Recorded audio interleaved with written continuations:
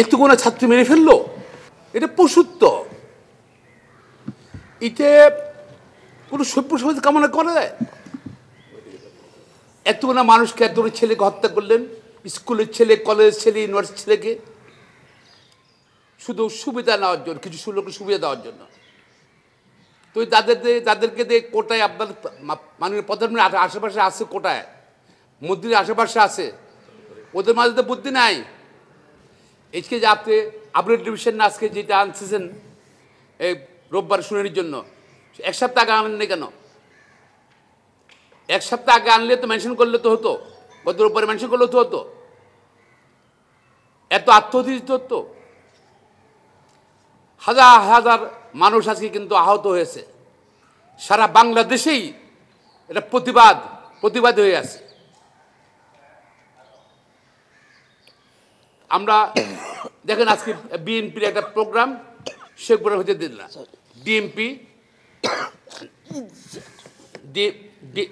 DMP ordinance জারি করছে। এই কেমন কথা হলো?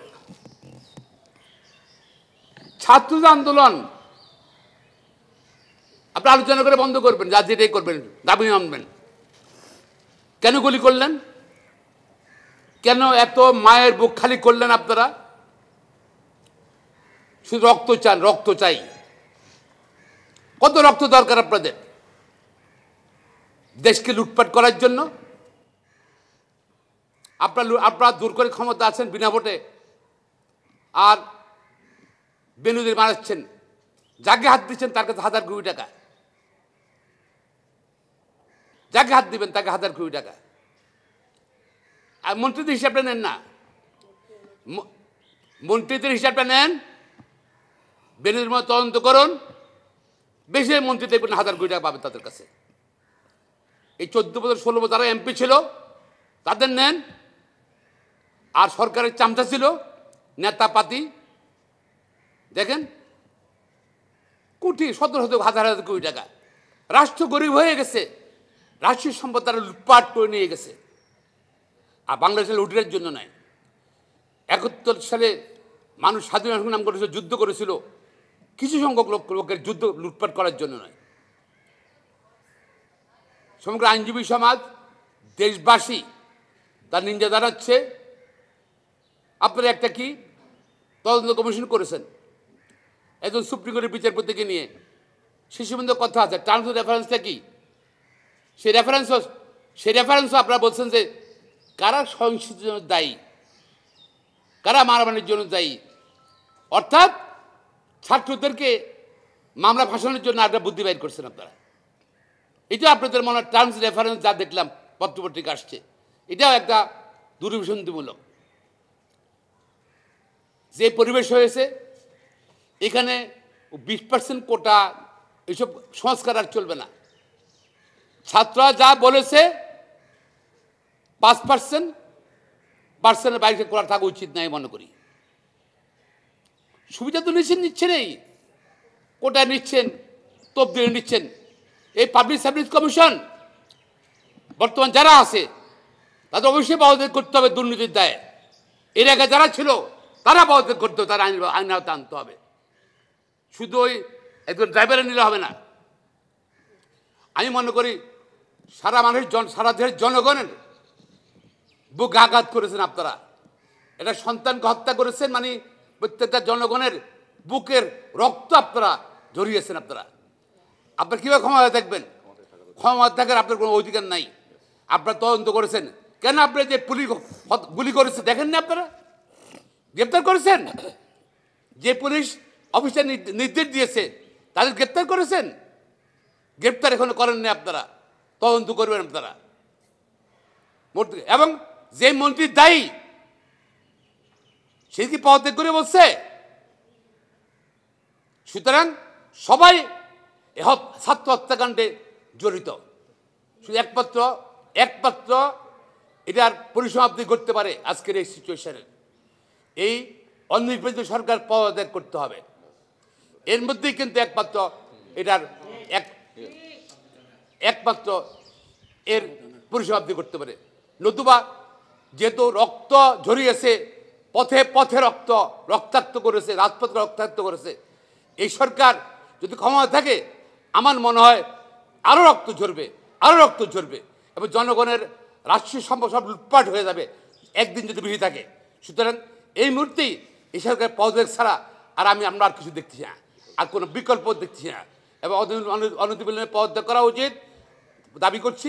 পাশাপাশি তত্ত্বাবধায়ক সরকার অধীনে নিরপেক্ষ অধীনে মানে ভোটাধিকারের মাধ্যমে সত্যিকারের নির্বাচন করা উচিত। সেই নির্বাচনে গণতান্ত্রিক পরিবেশ ফিরে আসবে আমরা মনে করি, দেশ শান্তি ফিরে আসবে এবং এবং একনায়ক সরকারের পতন হবে, এটাই আমি কামনা করছি। ধন্যবাদ। আমরা শুনে থাকবো, অবশ্যই থাকবো, অবশ্যই থাকবো, আমরা শুনে থাকবো না কেন? তো সরকার যে প্রস্তাব দিচ্ছে উপজেলা সাহেব যেটা বললে 20% কেন হবে? 30% ছিল, 10% কমাবেন এত রক্ত ঝরার পর। আর কত রক্ত ঝরলে, কত মায়ের খালি করলে আপনি 5% আনবেন? আমি দেখতে চাই। এটা আমার কাছে মনে হয় যে ছাত্ররা গ্রহণ করবে বলে আমি মনে করি না, যারা অভিভাবকরা গ্রহণ করবে মনে না, আমি মনে করি না। আওয়ামী লীগের এই প্রস্তাব দিয়েছে। ধন্যবাদ। আমি মনে করি যেটা দাবি করেছে 5%-এর মধ্যে সীমাবদ্ধ রাখা উচিত সব কিছু, শুধু মুক্তিযোদ্ধা না, সব কোটা, যত কোটা সব কোটা 5% সব আর 5% মেধার মধ্যে টাকা নিয়োগ দেওয়া উচিত আমি মনে করি। ওনার কথাটা অনেকটা সঠিক আছে। বিএনপি জনগণের ক্ষমতা, জনগণের ক্ষমতার উৎসব মনে করে বিএনপি। উনার ক্ষমতাটা কি? ওবায়দুল কাদের সাহেবের ক্ষমতাটা কি? পুলিশ, র্যাব, বিজেপি, আনসার জনগণ লেলিয়ে দিয়ে জনগণের রক্ত খাবে, রক্ত চুষবে, রক্ত খাবে, এটাই ওনার ক্ষমতা।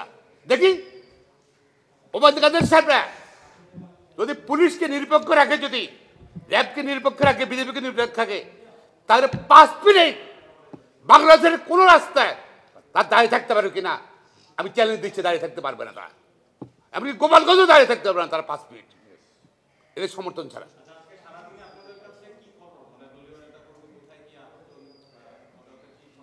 আমরা তো যেহেতু আজকে ইন্টারনেট বন্ধ করে দিয়েছে, ইন্টারনেট বন্ধ করে দিয়েছে, এখানেও ডবল স্ট্যান্ডার্ড।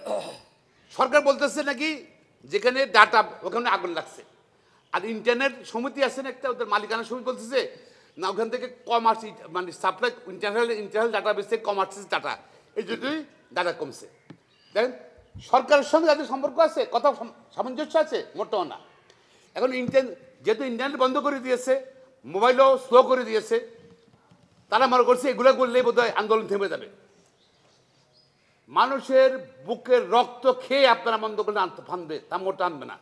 আমি মনে করি এখন অনেক গুজব ছড়াচ্ছে, অনেকেই মারা গেছে শোনা যাচ্ছে, সারা দেশে অনেক লোক মারা গেছে শোনা যাচ্ছে। যেহেতু আমরা যোগাযোগ করতে পারছি না, ইন্টারনেট নাই, সরকারই জানে, সরকারে নতুবা আস্তে আস্তে এইসব পরিসংখ্যান আসবে, আজকে কত লোক মারা গেছে। ধন্যবাদ সবাই।